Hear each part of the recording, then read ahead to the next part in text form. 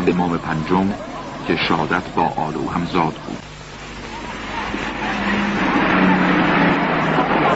پس از شهادت سلطان علی قالی خونالود هر سال شسته شد و دیگر نماند، اما اعتبار خود را هر سال قالی دیگر شد و سنت مثل قالی کهنه کاران دوام آورد.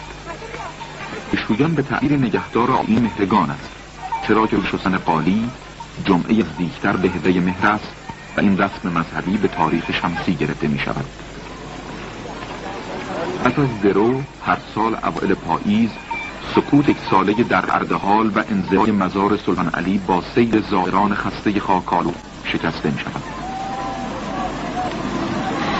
یک خوش سال که چشم کورود آب در جو نمی‌دهید قالی ها تیمم دادند. این سال آب را ذخیره کردند، فردا قالی اینجا شد. شاهانش در مرمت آن کوشیدند که